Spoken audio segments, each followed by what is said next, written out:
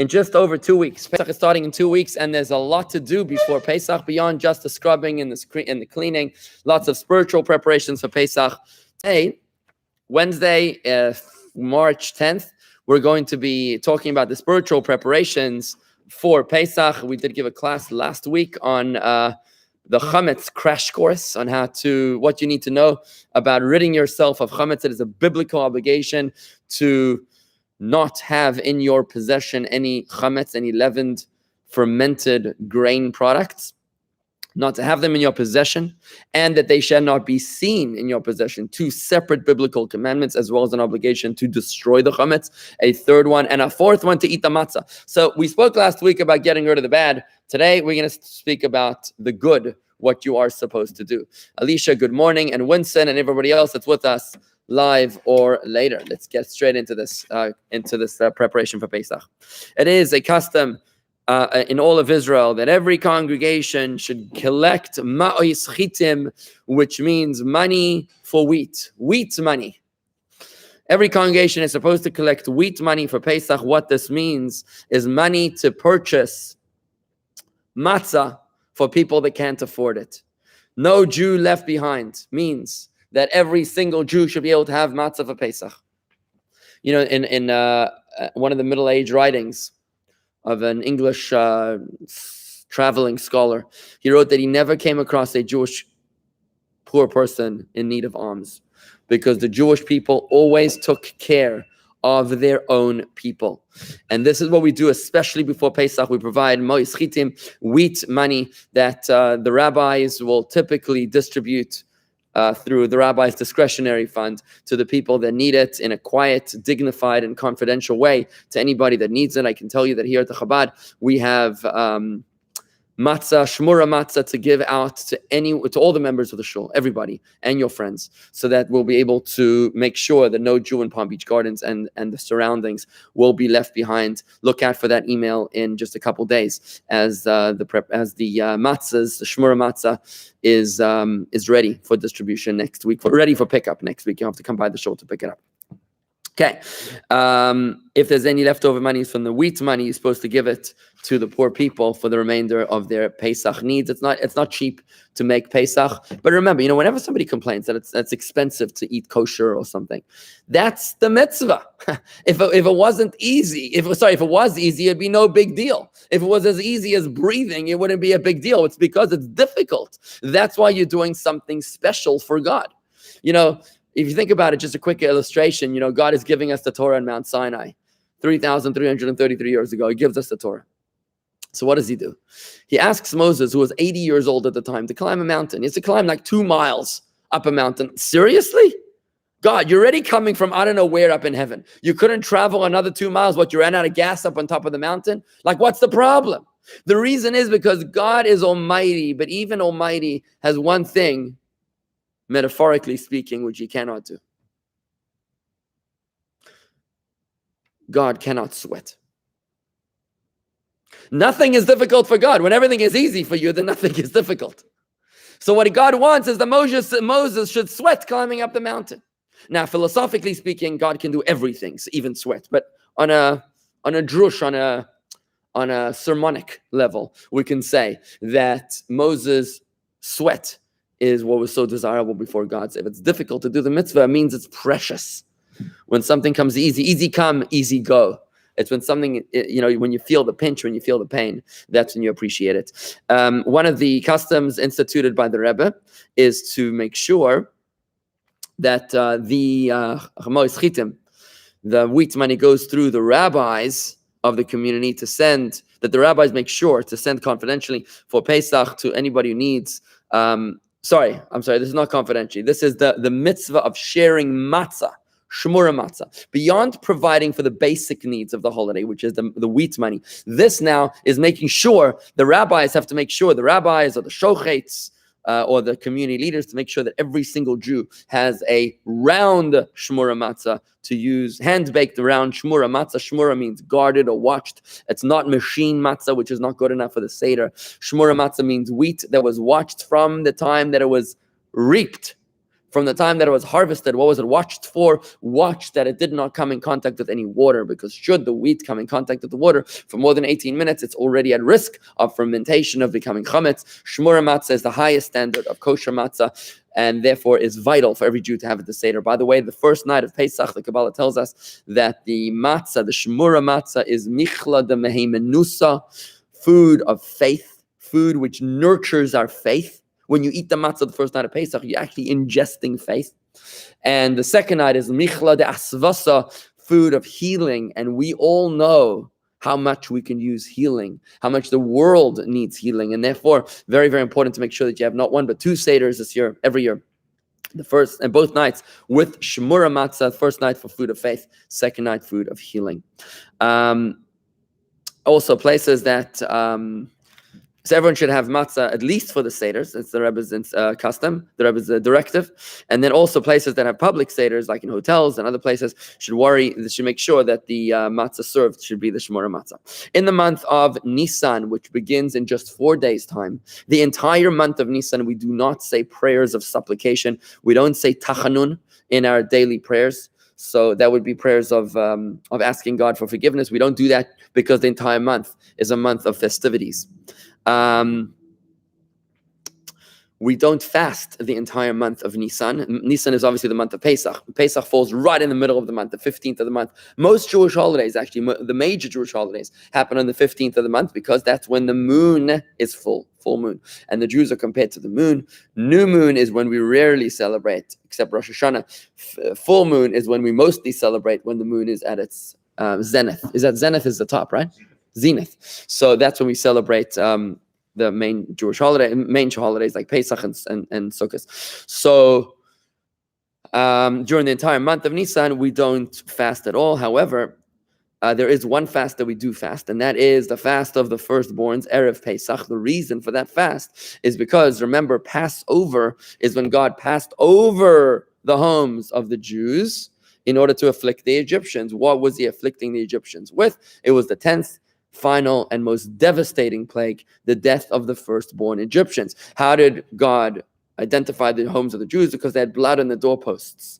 The blood on the doorposts from the firstborn, from the Paschal lamb, the Paschal sacrifice. So God passed over. Since God spared the Jewish firstborns, therefore they became sanctified to God and ultimately became the first incarnation of the priests in the temple, was the firstborns. In gratitude and appreciation to God for having spared them, the firstborns, until this very day, fast Erev Pesach, the morning before the Seder. And that fast is allowable because it's directly related to the theme of Pesach. Also, a bride and a groom do fast on the day of their wedding. It's customary for bride and groom to fast on the day of their wedding. Even if the wedding is in the month of Nisan, they still fast on the day of the wedding. Even on the day of Rosh Chodesh, but not the day after Pesach. From Rosh Chodesh, the head of the month, and onwards, we read every morning a paragraph which speaks about the dedication of the tabernacle in Moses's time in the desert, when each one of the leaders, the presidents of the tribes of Israel, would dedicate their offerings to the temple. So each one of the Nisim, the presidents of the tribes, would dedicate their offerings starting from the first day of Nisan, because that was the day of the inauguration of the tabernacle 3,333 years ago.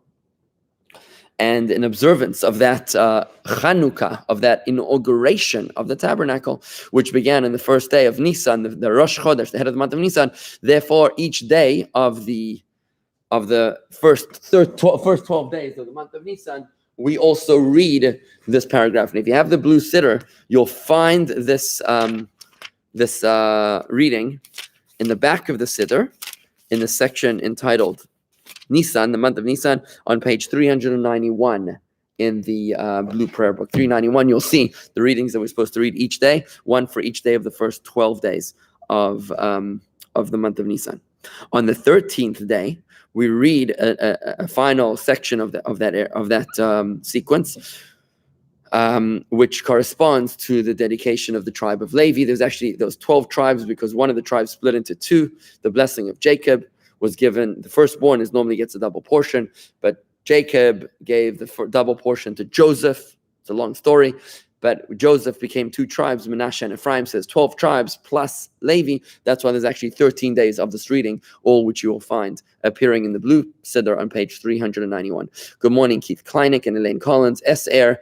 and Alicia and Marty on Facebook as well as Steve live in person. Good. After we say the daily reading of the presidential donation of each of the tribes of Israel, one for each day of the first 13 days of the month of Nisan, we then say a very interesting Yehi Ratzon prayer. May it be your will prayer. And here it goes. I'm just going to read it to you in English because it's a really cool prayer. It goes like this. May it be your will, Lord my God and God of my fathers, that in your great kindness you will shine upon the holy souls that renew themselves as birds and sing and praise and pray on behalf of the people, the holy people Israel. Master of the world, gather and take in those sacred birds to the holy place of which it is said, no eye has seen it except you, O God. May it be your will, Lord my God and God of my fathers, that if I, your servant, am of the tribe of today's dedication, if my soul comes from that tribe, the Torah section of whose prince I have recited today, then may there shine upon me all the holy sparks and all the holy lights which are contained in the holiness of this tribe, to understand and comprehend in your Torah and in the fear of you, to do your will all the days of my life, I and my children and my children's children, from now and forever. Amen. So what we're effectively saying is we're trying to identify with the spiritual root of our soul, wherever it may be. Today we've kind of forgotten which tribes we come from. Mashiach will remind us. He will smell and judge our identity. He will literally judge us based upon our identity and say, you're a Kohen, you're a Levi, you're from this, that, or the other tribe. And since today we're a little mixed up, we don't know. Therefore we say, if I'm from that tribe, then may today's energy, which is the tribal dedication of this tribe, shine upon me if I'm from that tribe. Okay. Also, another interesting custom during the month of Nisan is the Birkat Ilanot, the blessing of the trees. Someone who goes out can only make this blessing during the month of Nisan. Somebody who goes out in the month of Nisan and he sees blossoming trees. If I'm not mistaken, the cherry blossoms in Washington happen around this time, around March or April, right? It's like 2 weeks a year where they beautifully, beautifully blossom, right? I remember also in Amsterdam, if I'm not mistaken, there's a tremendous blossoming of maybe the flowers or the tulips. They're the largest supplier of flowers in the world. They export flowers, yeah.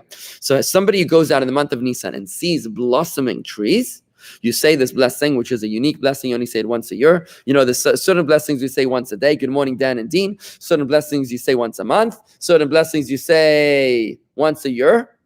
And certain blessings you say once in a lifetime. Right? Certain blessings. So this blessing is a once a year blessing. Baruch atah Hashem Elokeinu melech haolam. Blessed are you, Master of the universe. Shelei chiser b'yolamei klum, who did not leave anything out of his world. And he created in it good creations, and beautiful trees, good trees, for human beings to enjoy. And this blessing, I don't see it appearing in the prayer book over here. It does appear elsewhere in the prayer book, in a pretty difficult to find place. Let me see if I can pull it up just very briefly. And if it appears even in this edition.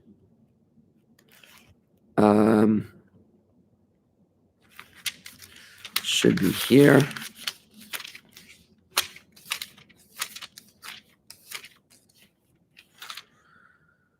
I don't want to waste time, but whatever. It's a difficult to find blessing. Hopefully you heard it and you can replay the video to hear the blessing. We don't make the blessing, only this blessing of the trees, except on trees that are blossoming that produce fruit, not on what do they call them? Barren trees, but actually only fruitful trees that are bearing fruit, that are blossoming, like an avocado or a mango. Those that are careful will make a blessing only when they see 2 blossoming trees together. But if you only had 1, it's okay. Now, the Shabbos before Pesach is a very, very special Shabbos. It's called Shabbat Tagadol, the great Shabbos, the great Shabbos. What's going on? Why is this Shabbos different to all the other Shabboses of the year? Why is this one great? Because there was a great miracle that happened on this Shabbos, and this is it. When the Jews were coming out of Egypt, the Paschal sacrifice, every family had to take a lamb or a goat, and they had to slaughter it. And that's what they ate on the night before they left Egypt. the night that they were in their homes and God passed over their homes, right? But 4 days prior to slaughtering that lamb, that lamb or goat, they had to purchase it already on the 10th day of Nisan. They ate it on the eve of the 15th, the night just like leading into the 15th of Nisan. They slaughtered it on the 14th of Nisan, which is Erev Pesach. But on the 10th of Nisan, they had to buy it already. And what they did was they had to tie it to their bedposts. These Jewish slaves had to tie it to their bedposts. Very interesting. Why would they have to tie it to their bedposts? Because they wanted the Egyptians to see, God wanted that the Egyptians should see them tying the lamb or the goat to their bedposts. Because remember, the Egyptians would deify, they worshipped the lamb. They worshipped the animal. So the Egyptians would ask the Jews, why are you tying my God to your bed?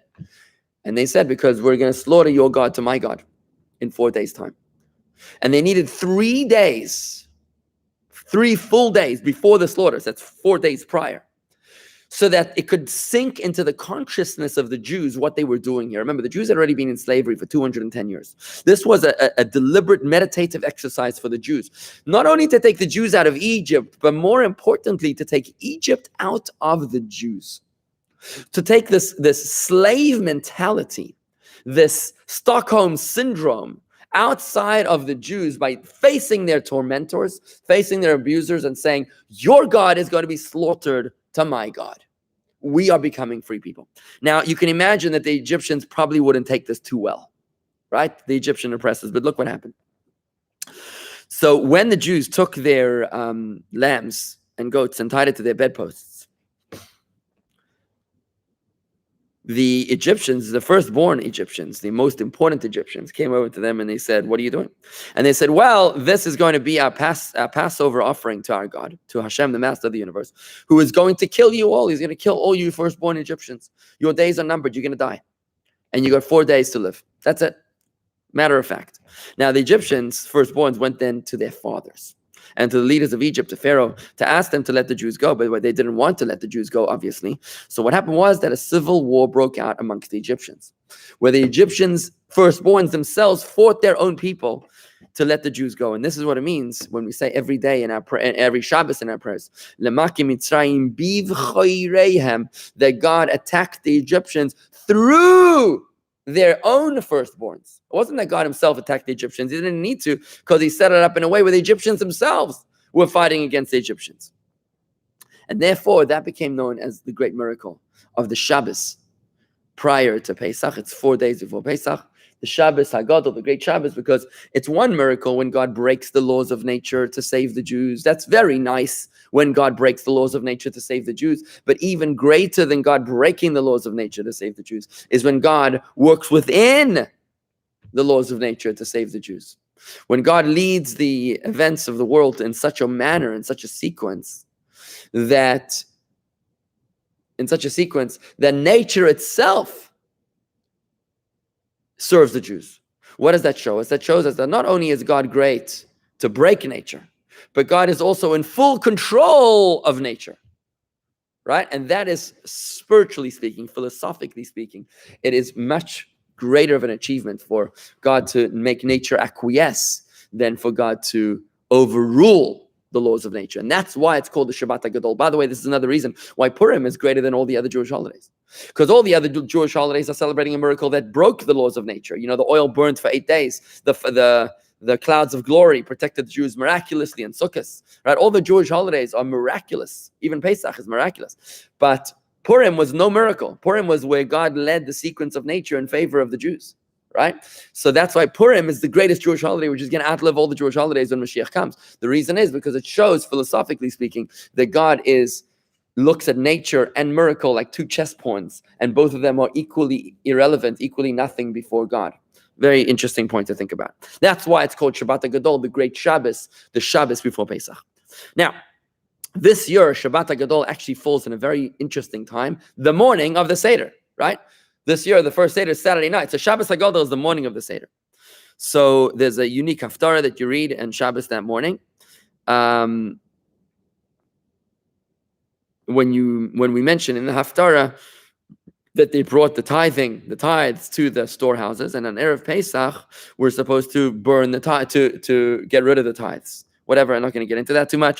But if Shabbat Tagadol comes a few days before Pesach, then you say a different haftarah, the regular haftarah of the week. Now, this year, by the way, Shabbat Sagado, the Shabbat Sagado is Erev Pesach, right? Is the morning of Pesach. So there's going to be some very interesting changes this year.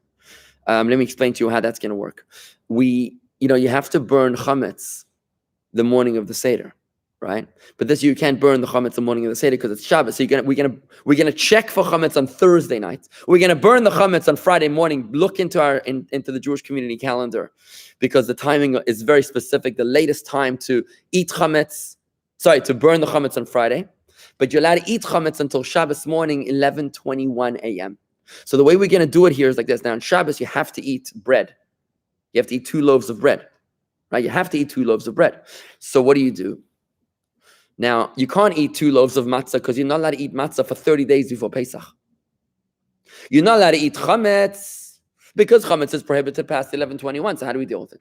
So we're going to have a kiddush here at Chabad, and like every show in the world is going to have it early on that Shabbos, Erev Pesach. We're going to daven on Shabbos morning at 9 a.m., Erev Pesach in 2 weeks' time. And 9 a.m., and then we're going to break after Torah reading. After Torah reading at 11, we're going to break. We're going to go outside to our new pavilion. We're going to have our kiddush at 11 a.m., where we're going to have just 2 pieces of challah, two loaves of challah. We'll eat them very carefully, making sure to finish them without a morsel left over. Then after 11:21, we'll finish the kiddush until whenever we finish, till about noon. We'll have lunch. And after that, we'll come back into the shul for the sermon and for the musaf service. And we'll go home knowing that we can't eat any more chametz because 11:21 was all done. And we'll be ready early for the Seder, which is going to be starting that night at 8:12 p.m. I believe you cannot begin your Seder Saturday night or Sunday night earlier than 8:12 p.m. Because if you begin before 8:12 p.m., you're not having a Seder on Pesach. You're having a Seder the day before Pesach. You cannot, on Shabbos, you cannot begin your Seder before 8:12 p.m. this year. As you'll see on the calendar. Good. So let's talk a little bit about the laws of Erev Pesach, which falls out on Shabbos. As mentioned, you do the checking on Thursday night. After you do the checking of the chametz, you do the verbal nullification of any chametz, like we do every year about nullifying any chametz which I have not located. Then we put any chametz that you found, we put it away in order to be burned the next morning. We burn the chametz on Friday. But we do not say the customary nullification after the burning of the chametz. We don't do that until Shabbos day, after you finish your final chametz eating, which was at 11:21 a.m. Even if there's no chametz left over after that early brunch on Shabbos morning, like in our case, and no shul in the world is going to have any chametz left over. If you do have chametz left over, what you're supposed to do is flush it down the toilet. Because you can't burn it. It's Shabbos. You can't burn the chametz. So what you do is by flushing it down the toilet, it like removes it from your property. It's gone. And also is rendered inedible. So what you do is you actually recite the nullification of the chametz, which you would normally do after the burning of the chametz. This year you'll do it on Shabbos after you finished eating your chametz. The fast of the firstborns is this year not on Erev of the morning of Pesach, which would be Shabbos, because you can't fast on Shabbos. It's not on Friday because you're not allowed to fast on a Friday, unless in unusual circumstances. And therefore, the fast of the firstborns this year is going to be on Thursday. Incidentally, we're going to have, as we do every year, a completion of a tractate of Talmud in order to absolve us of the obligation to fast. If you are able to participate in a completion of Talmud study, then you don't need to fast on the fast of the firstborns. So after our 7:30 a.m. minyan here, which will be taking place on Thursday morning, March 24th, I think it is. Thursday morning, March 24th, after 7:30 a.m. Shachris morning, we'll have an 8:30. The fast of the firstborn will be annulled by the completion of a tractate of Talmud. I'm pretty sure I'm going to be doing it live on Facebook and on YouTube as well, so that whoever's listening will be able to experience the conclusion of Talmud as well. Marty's asking a question. What was that? 24, yeah. Marty says, you eat challah on Saturday after the first Seder. God forbid, Marty. No. The first Seder, Marty, is Saturday night, not Friday night. The first Seder is Saturday night. You cannot eat challah and once Pesach has begun. But Pesach doesn't begin until Saturday night. So your last time that you're allowed to eat chametz is on Saturday morning. but not after 11:21 a.m. Hope that clarifies your question. And your 3 question marks there, Marty, are very appropriate. Just your basic premise was incorrect. What was that? Thursday is the 25th. Fact checking here by Steve. Thank you, Steve. Thursday the 25th is the fast of the firstborns and the conclusion of the tractate of Talmud. Thank you. You just gave me 1 extra day to complete my tractate. Thank you. Okay. Now,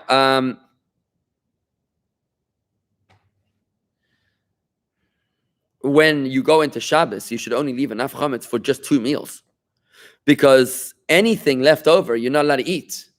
Aha, Marty, you got it. Fantastic. I'm glad you asked. Anything left over after 11:21, you got to destroy. You got to flush down the toilet. Any chametz left over. If you have a bottle of alcohol left over, and you didn't sell it to the Gentile, and you left it for Shabbos lunch, and it's 11:21 in the morning, and you still have a whole bottle to go, you got to pour that bottle down the toilet. That's all you can do.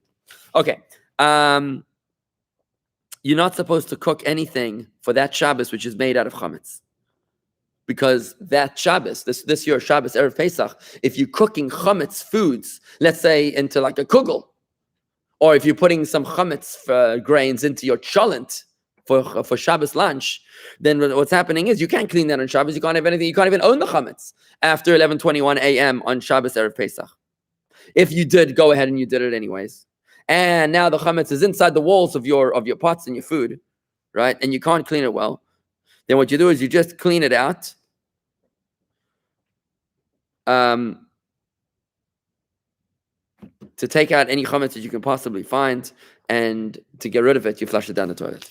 After you eat breakfast at 11:21 a.m., you have to shake off the tablecloth from any leftover chametz. I hope I clarified the dates for you now, Marty. I hope it's all clear. Oh, because I said 24th, 25th. Maybe that's my mistake. Okay, I get it. I'm sorry about that, Marty. 25th is a Thursday. 26th is a Friday. Pesach, therefore, starts 27th at night. Saturday night, the 27th. So what we're talking now about is Saturday morning, Shabbos morning, the 26th. Gotcha. Thank you. So the tablecloth that you had breakfast on Shabbos morning at 11:21, the last moment that you can eat chametz, it has to be shaken out and cleaned well with your fingers, to get off any leftover chametz, to make sure that no chametz will be left over. Because if you have like crumbs left over and they fall on the floor of your house, that's a problem. All Jews around the world will be eating their morning meal on Shabbos, the 27th in the morning. They'll be eating it outdoors because we don't want to have any chametz inside of our house Erev Pesach. You then put away the tablecloth with any leftover chametz dishes in the room that you do not enter during Pesach with all the other chametz dishes, preferably the room that you sold to the rabbi who then sold it to the Gentile before Pesach. Remember, you have to sell your chametz. You cannot own it. You can sell your chametz right now to me, and I'll in turn sell it to the Gentile as I do every year for Pesach. You can do that at jewishgardens.com/chametz, jewishgardens.com/chametz, CHAMETZ. /chametz, where you can sell your chametz right now online and be absolved of any prohibition or violation, God forbid. Any leftover chametz you then flush down the toilet. Make sure that you don't throw it out inside of your house or outside of your house in a place where you're not allowed to carry, because there's a different prohibition on Shabbos. You're not allowed to carry. You throw it over the wall. You can't throw it over the wall. So be careful. It's kind of complicated Erev Pesach. On this Shabbos Erev Pesach, we daven Shabbos morning services early to make sure that you can finish eating before the cutoff time, before 11:21 a.m. in Palm Beach Gardens. And therefore, you got to tell the chazan not to daven too long. Don't sing too much, right? Because then we're going to be forced to eat chametz, God forbid, in the prohibited time. You're not allowed to prepare from Shabbos to Yontif. You're not allowed to prepare from Shabbos to Yontif. And therefore, you're not allowed to prepare to bring, let's say, the matzah for the Seder on Shabbos, or the wine, or the Pesach dishes. You're not even supposed to set the table until nighttime. Okay, now, that's Shabbat Sagado. Just a little bit more about Shabbat Sagado. On this Shabbos, it's also customary, Shabbat Sagado, to get a big speech. The great Shabbos gets a great sermon. The rabbi is supposed to teach the congregation the laws of Pesach, to teach them the inspiration that they need and the laws that they need to know what to do on this very complicated holiday of Pesach. It's complicated. Remember, sweat is what makes something valuable. When you work hard for something, that's when you appreciate it. Look back at your own life. Look at the things that came easy to you and how much you appreciate them or not. And look at the things that came difficult to you and how much you really appreciate them. So when you have to work hard to make a kosher Pesach, it becomes very, very meaningful. On the Shabbat Tagadol, after the afternoon service, it's customary to read a part of the Haggadah, the part from we were slaves until the end of Dayenu, to forgive us for our sins, because this Shabbos, as mentioned earlier, was the beginning of the miracle of the redemption and the miracles associated with it. At the end of Pesach end of Shabbos, which leads into Pesach, we don't say the customary additions at the end of the evening service, which is V'hinoam and Ve'at HaKadosh. If there's a Jewish holiday in that week that follows, we don't ever say those two paragraphs.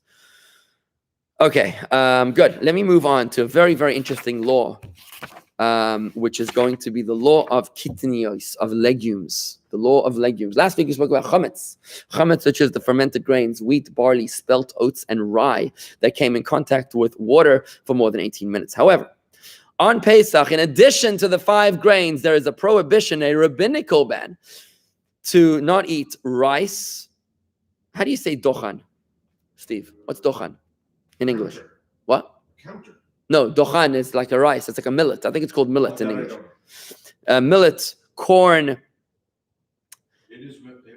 beans, lentils, sesame, mustard, peanuts, and all other legumes. We avoid any legumes on Pesach. Why is it that we avoid legumes on Pesach? It's a rabbinical ban because of perception. Since these items, legumes, can be ground into a flour and then subsequently turned into something like a dough, and they could resemble pure chametz, the rabbis made a rabbinical ban to prohibit legumes from being consumed on Pesach at all. So in addition to the 5 grains, we've expanded the prohibition. It's kind of like a guardrail. You know, the Torah tells us that God says that he wants the rabbis to create a guardrail for sin. So even though when you're driving down the highway, you know, there's a cliff, there's a 50-foot cliff, right? So theoretically, you're not supposed to go until the edge of the cliff, right? But the highway patrol is going to make the barrier like 30 feet in front of the cliff, because they don't want you getting close to falling off the cliff, right?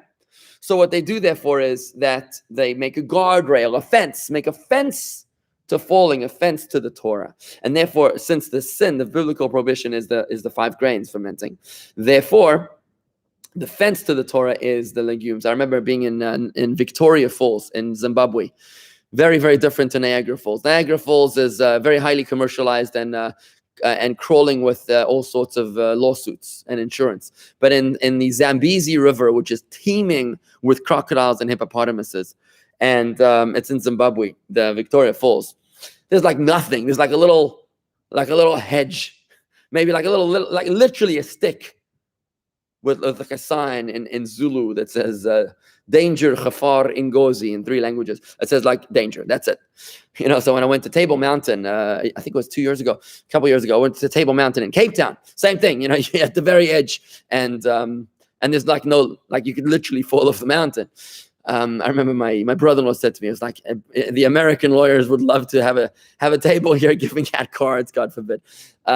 Offense to the Torah is very, very important. And that's why the Ashkenazi rabbis, correct, Rob, you correctly pointing out that this is only the Ashkenazi rabbis that instituted this, and the Sephardic rabbis did not institute this, which is why the Sephardic Jews will indeed eat legumes and peanuts and rice and corn on Pesach. They have a lot more selection to eat from. But you cannot pick and choose, Rob. You can't say, well, I'm going to be Sephardi when it comes to, I'm going to be Sephardi when it comes to Pesach, but I'm going to be Ashkenazi when it comes to monogamy. You know, there's certain groups of Sephardic Jews that actually still exercise polygamy, right? So when it comes to monogamy, I'm going to be Ashkenazi. When it comes to Pesach, I'm going to be Sephardi. You can't pick and choose, right? By the way, Moroccans don't eat rice on Pesach. Moroccans? Why do Moroccans not eat rice on Pesach? Are you sure about that? Moroccans don't eat rice on Pesach. Interesting. Okay. Elaine. So Elaine is asking a question: female firstborns or only male? It's definitely the male firstborns. I believe that the female firstborns also do it out of, if they can. But I don't think that they were subject to the decree of the death of the firstborns. I think it was only the firstborn males. So look into that a little bit more. Okay, we don't eat dried figs on Pesach because. Oh, by the way, in case you think that we don't take this seriously, the legumes, I just want you to know that Coca-Cola, the reason why Coca-Cola changes their bottle tops to go kosher for Pesach, what is fermented grain in Coca-Cola? It's not fermented grain. It's because they have high fructose corn syrup. That awful ingredient, high fructose corn syrup in the regular Coca-Cola. And they take the corn, which is legumes, kidneys, and they switch it for sucrose, for the Pesach sucrose, which is sugar, which is not a legume. And that's what they use for the Pesach lines of Coca-Cola, which is why they have the yellow bottle tops for Pesach, kosher Pesach. Not that it's chametz, but that it's legumes, it's kitnios, Kitnios, kitnios, right? There are many people that say, I don't drink Coke at all, but there are many people that say that the Pesach version of Coke is actually better, tastier, or whatever, healthier apparently, than the non-Pesach version of Coca-Cola. Now, we're not supposed to eat dried figs because they can be turned into flour. They use flour. They use flour in order to make them. And therefore, we don't also eat raisins and other kinds of dried fruits because they normally are dried in the same place where they dry the figs. And since dried figs use flour, which is chametz, therefore anything else that's in the dried fruit factory will typically be chametz as well. But if it's known that there's no concern of fermentation, for example, that they were dried by a Jew, handmade or something, or maybe there's a special factory with a kosher certification ensuring it's kosher for Pesach, therefore there's no problem to eat dried fruits on Pesach. That's why we have kosher certification, right? We have kosher certification agencies that will make sure that there's a lot of that there's kosher for Pesach products, and there's a lot of them out there today. I see Marty agrees with you, Steve, that Moroccan Jews do not eat rice, but do eat other legumes. Fascinating. I did not know that they eat the rice, but the other legumes they won't. Fascinating. Thank you for sharing that with me, both of you. Now, we don't eat cinnamon, saffron as well because of the previous mentioned concerns of how it's produced in the proximity of flour, and therefore even if it grows in your own home, you should be careful because of Martys, which is a misinterpretation of a casual passerby who might misunderstand what you're doing. It's also customary not to eat radishes and garlic on Pesach. This is a custom. I don't know the reason. I don't think there is a reason. In fact, I see in the notes here there is no reason. We just don't eat radishes and garlic on Pesach. Just a custom. Marty picked it up off of Rabbi Google. Very nice. Okay, good. Peanut oil. Peanut oil is also a problem. It's peanuts. It's legumes. You don't eat it. What?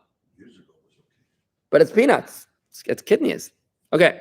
We also are careful to check before Pesach all the salt which you need for Pesach to make sure that there's no fermented grains mixed into the salt. Some people will sift or check their salt just to make sure that it has no grains in it.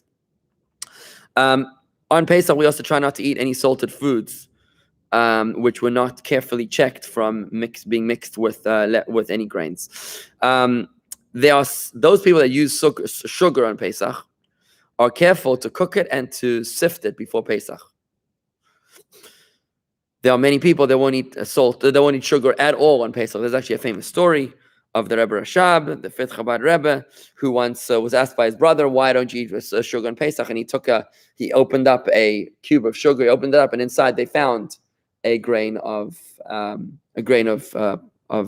wheat or something. So it was kind of prophetic that he was able to open it up and say it's inside, like a magic trick or something.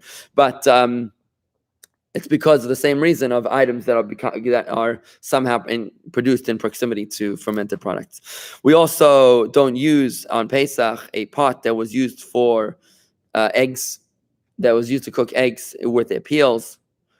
However, we are lenient to cook on Pesach only eggs in those pots.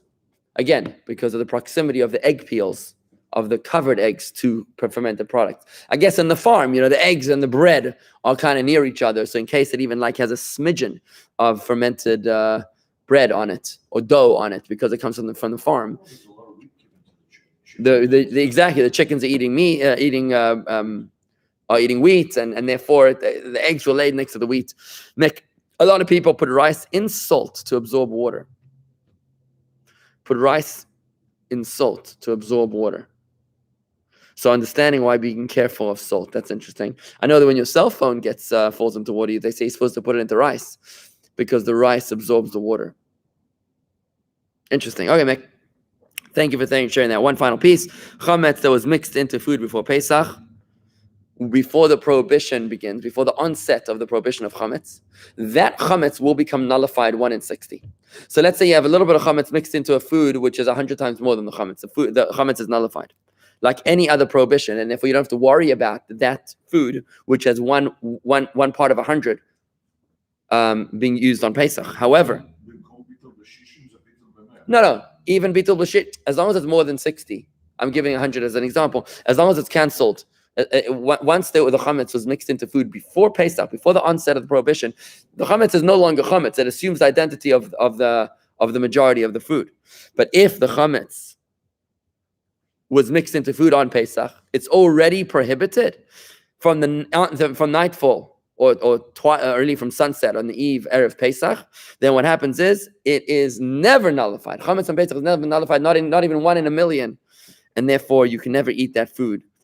You can never eat it, and you can never even benefit from it, right? Okay, that pretty much sums up the introduction laws to Pesach.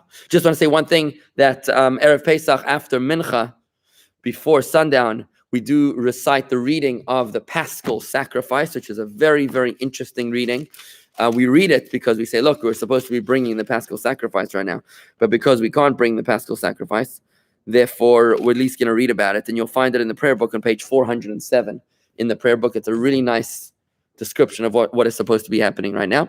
A God-fearing person will read it in its time in order that the reading of the Paschal sacrifice will be considered like he brought it, and he will be anxious about the destruction of the temple and pray to God, the Master of the universe, to rebuild that temple speedily nowadays. May we be able to celebrate the Pesach this year with the Paschal sacrifice in the Holy Temple in Jerusalem with the coming of Mashiach. We'll be having a crash course on Pesach Seder happening this Monday and the following Monday, as well as advertised in the calendar. Stay tuned for that. Thank you very much, everybody, for joining me this morning. Shalom, and have a great day.